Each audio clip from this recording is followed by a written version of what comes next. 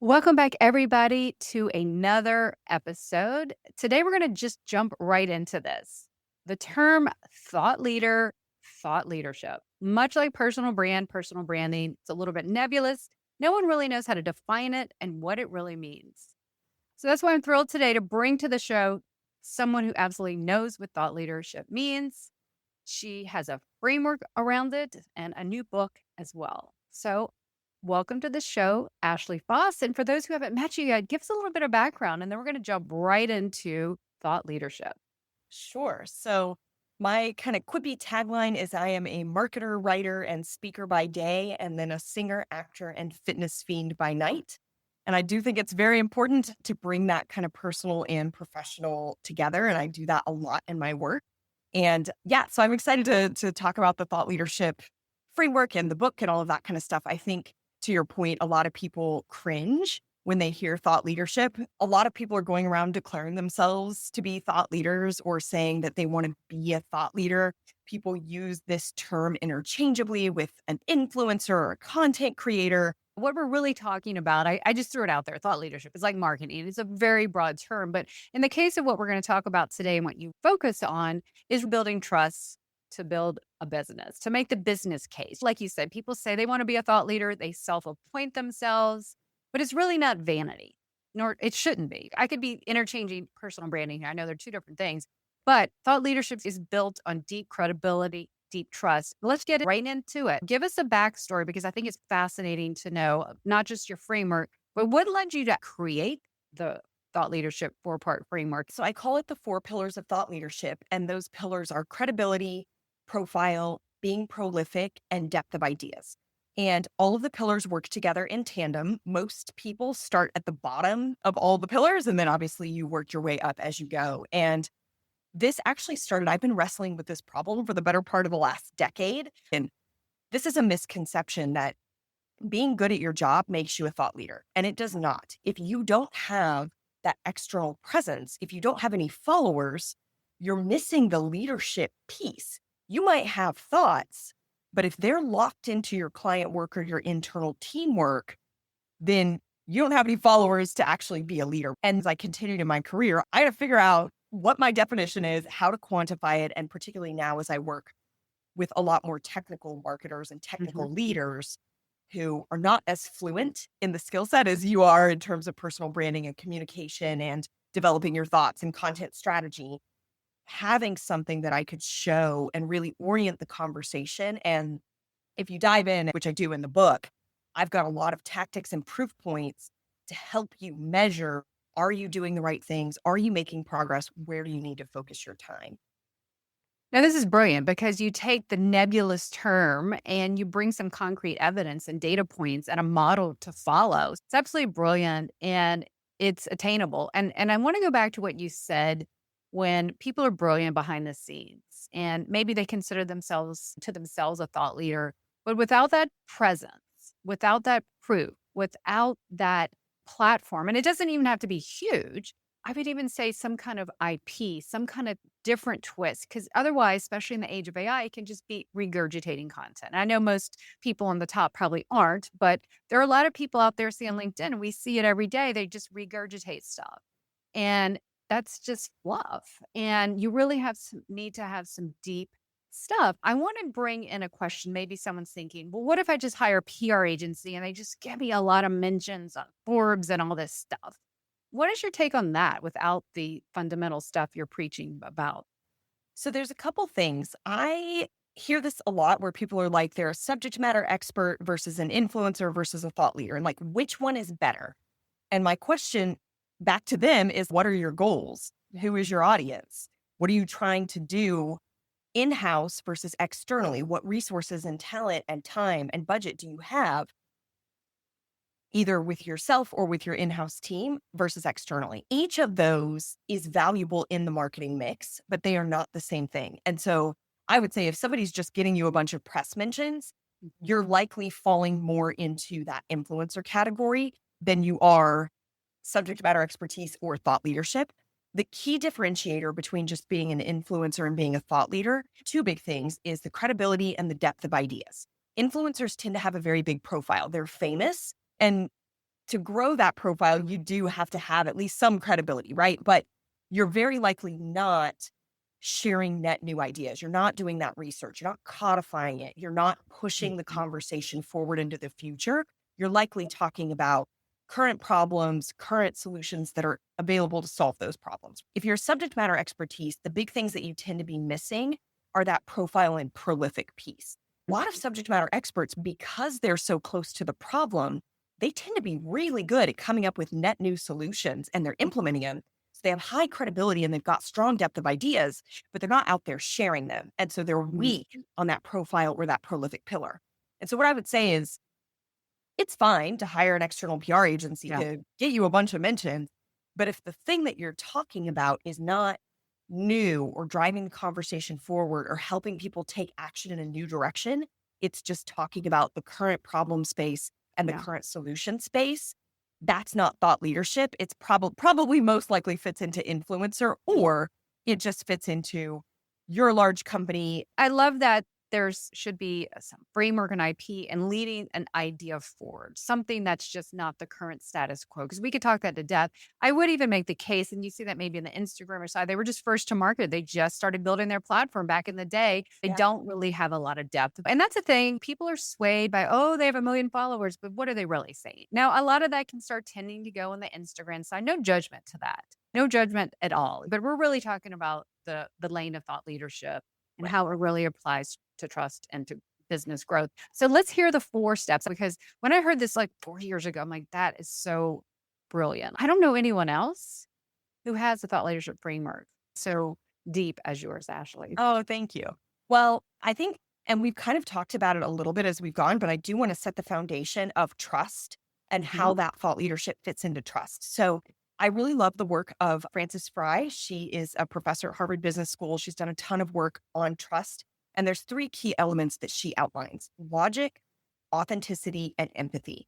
And so logic is the understanding that your judgment is sound and that you are competent at your job. Authenticity is this sense that people can get to know the real you and that you're being real and transparent with them.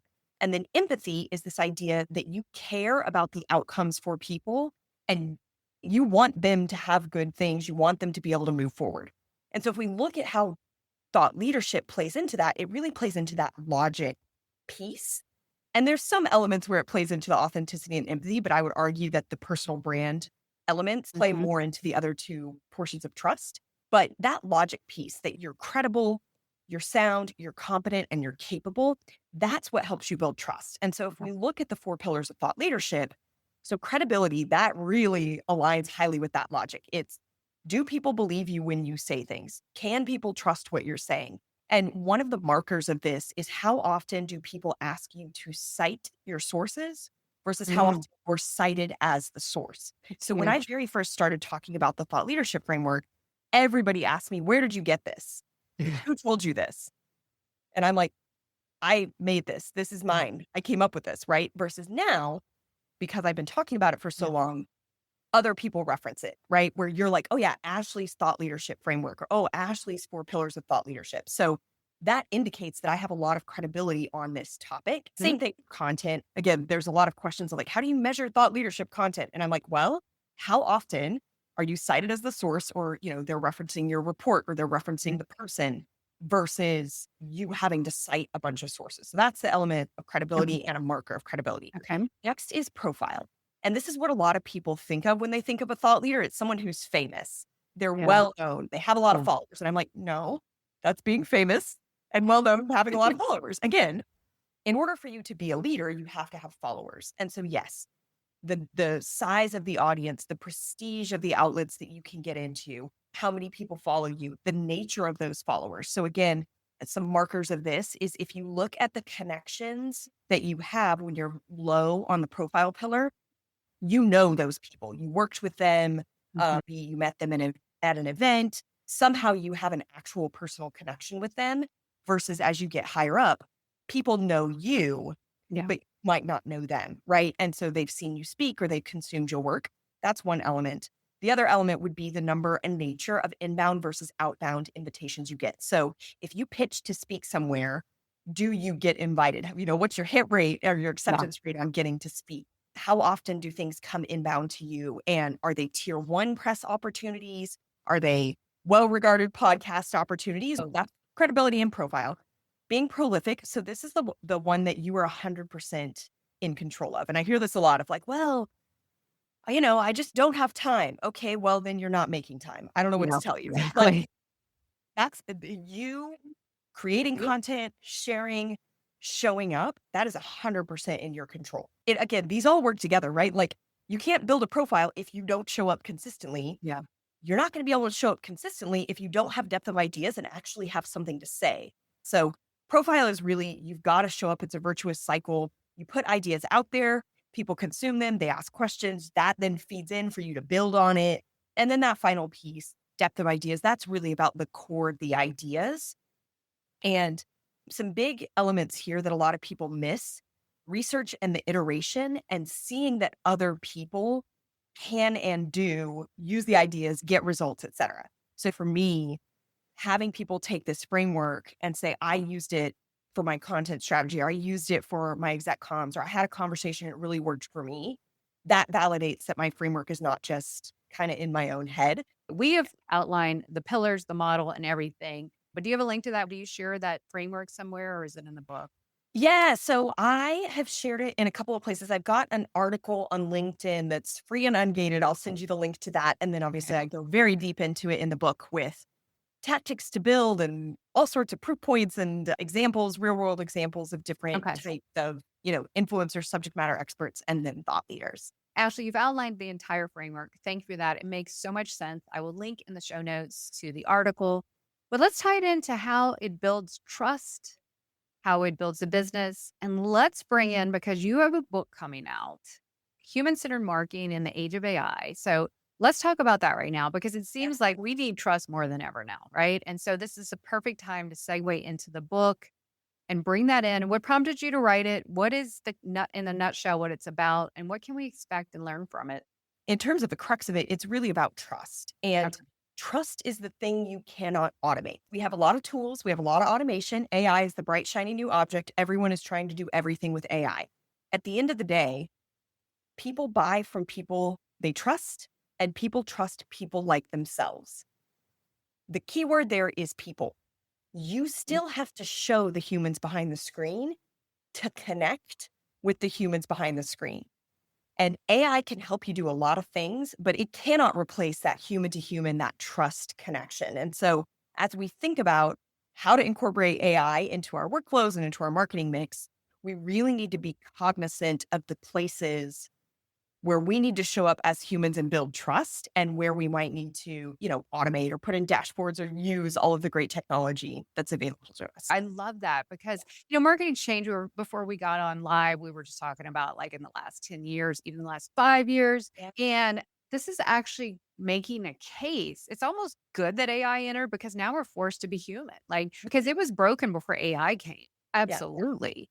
And this is actually breaking us open. This is the call to arms right now. It's Yeah. like do or die. So Yeah. this is great. A choose your adventure. One of the things in that journey where you're trying to make it smart and seamless and helpful and build trust throughout the journey, you have to show the humans. Okay, well, who are those humans and That's where do they show up? So, from a thought leadership perspective, that's where you decide, how do I use subject matter experts, influencers, and thought leaders throughout the marketing mix to build that journey yeah. that builds that trust and that rapport. And then obviously, social media is a huge place to show up. So, how do those people show up on social media? And when do you choose to do a company byline versus a person's byline? How do you think about amplifying the brand versus amplifying individuals? Who from the brand do you elevate as an individual, and in which channels? If we can we do versus what should we do? And where actually should humans really lean in? And we are replacing a lot of things with AI, and that's great. Love new tools, love to be more efficient, etc. But if we are not fundamentally building trust with humans to Yeah. solve problems for people, doing it faster just means we're going in the wrong direction fast. One of my Absolutely. colleagues says a fool with a tool is still a fool, do Cool. them faster. And I 100% agree. We've already lost sight. So tell us what you do in the book to really make a case for human-centered marketing, because I'm really giddy about the idea.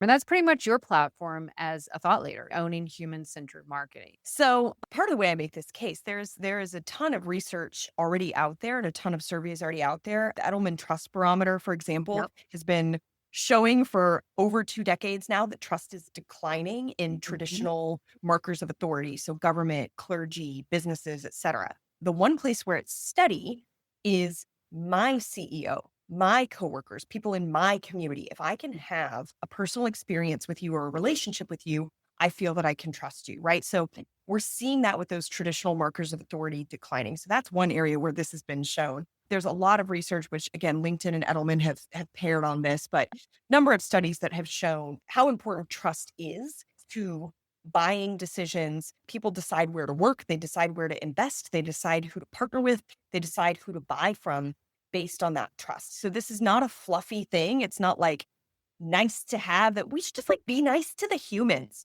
No, this matters to the bottom line in terms of attracting talent, converting prospects, etc. To really think about the whole human and acknowledge people not just as a lead or as a buyer. It's really how do I engage with you for the milestones that matter to you as a human. So I think in terms of how people can start, the first thing is like genuinely care about your audience, genuinely falling in love with your audience as whole humans. If you don't have that as a marketer, It's not yeah, gonna be you know, sustainable. I'm so hoping this inspires makes a grassroots movement to do this, because this is music to my ears. This is yeah, so good, Ashley. The fact that you have case studies and examples just proves positive. This yeah. is positive. This all leads to the end goal of human-centered marketing in the age of AI. Before we wrap up today, how do you bridge the AI stuff? What are you projecting or what are you saying in the book right now from what we know what AI can do? The big thing that I talk about in the book is kind of where it can help you and where it can't help you. So bringing in some elements of like this is actually a great place to use AI. So for example, I get this question, can you use AI and still be a thought leader? And a lot of people are very surprised and I'm like, "Oh, of course." Then the next question is like, how do you do it, right? I actually love how Christopher Penn does this. He is a super user. He has a ton of source material. So he's been on podcasts, he's written a lot of content, he speaks on stages. He takes all of those recordings and source material and writing, etc. He's built out some custom models with his voice, with the things he cares about, with the outputs he's trying to get from a prompt standpoint. And Mhm. then he can turn all of that source material into his LinkedIn post that he basically uses AI to turn that into a newsletter. He'll turn Okay. some of his talks into like a long form talk. He'll use Notebook LM to turn that Mm. into a short form podcast. AI is great at that. If you've got the foundational source Yes. material, like, yes, the human, you can't outsource the thinking. You can't Yes. have a ghost thinker, but you can have a ghost writer and you can train AI to ghost write for you once you've done all of that ghost thinking, that thinking, right? So you got all your source material, great. Now AI can help you convert it into different formats. Maybe you're great on a podcast or great on stage, but you're slow at writing, right? Yeah. Give AI all of the podcast transcripts and video transcripts, and then have it write out long form content or write out your LinkedIn content. Obviously, you might still need to edit it, but that's a Yeah. perfect place for AI. So I do talk about some of those use cases. I talk about it from a research standpoint. So, but you can't have it write for you or think and write for you. You gotta have that original content, but you can absolutely multiply the effect of what you can do in different formats. I think in the last couple weeks, I used the deep research tab on Oh, ChatGPT to go yeah. really deep and actually a legal problem that I was having, not a personal with a trademark issue, and it was phenomenal what it cited. The deep research is incredible. So yeah, it can save us time, it can be productive. So I love the fact that you've stamped thought leadership and AI. So Ashley, this has been, I feel like a master class. So I can only Thank you. imagine what the book has so much good stuff, where we can find the book and all the things. So LinkedIn is the best place to follow me. And then the book is available on Amazon. It's also available on the Kogan Page website. Kogan Page is my publisher, and then it's available on a variety of other sites, but Amazon and Kogan Page are probably the two easiest for folks to find. That is not a fear that I personally have, but I Mhm. understand the struggle. 2 prompts that I give to folks who are just trying to like, how do I even start? Yeah. One is a question I asked today, and then the other is a question I answered today. All of us ask and answer at least one question. It could be your kids asking, "What are you having for dinner?" It could be your boss asking, "Hey, are you going to be at the offsite next week? Or are you going to dial in via Zoom?" You could be ordering food and say, "Can I please get?" Like, that is a question. So it can lead you in all sorts of different directions. It can lead you to talk about why this is your favorite food. It can lead you to making a cringy comment about, what I learned from ordering about B2B marketing, right? It can lead you to talking about, it could be a question that stumped you and be like, why did this person ask me this question? Or I get this question all the time. And here's the reason that I am the go to person, or I had to go find the information. Okay. Where did you look? Did you find it? What was the answer to the question, right? Like, there's so many ways those prompts can take you. And it gives you something to just kind of start that's your own personal experience, but allows you to go in any direction in terms of a question you asked and or a question you answered. The how I content versus the how to content, which is a Exactly. commodity now. And that does help. And people are interested in, bringing this full circle humanizes the process, the trustability. Exactly. And so, yeah, Exactly. that's a great way to finish it out. So, Ashley, I can't believe it took us 4 years to get on a Zoom call. Thank Oh, you for sharing your book, your framework, and all the things. And we are just wishing you so much success. We're all cheering you on. As we close out today, one quick tip you would just give someone who's just ready to get started in that thought leadership thing. What's your best tip for them? well, I'm highly biased towards LinkedIn. I think it's a great place. Obviously, I met Michelle there. So, it's doing something right, connecting the two of us. But I would say the first thing would be just start commenting and leaving meaty comments, not just thanks or great job, but find a couple of people that you know. Again, you can follow me, you can follow Michelle. Both of us are very active with the comments. We are both very prolific on LinkedIn. So we've always got content coming out, and just leave some thoughts. Do you Yeah. agree? Do you disagree? Do you have an example? Do you have a question? And just really start engaging on LinkedIn. There's a lot of opportunity from a comment perspective to start building relationships, to start getting into those conversations. And then if you leave meaty enough comments, you can then repurpose those into posts. And so that's something where you can at least start to get into the conversations without having to commit to a whole posting schedule Yeah. and a whole content strategy. Like, just engage in the conversations to start. That's a great tip. And that's perfect as we close out. So, as always, thank you everyone for joining me. Thank you, Ashley. And until next time, keep putting yourself out there. You have a brand to build, a message to share, and people to impact. I'll catch you next time. Take care.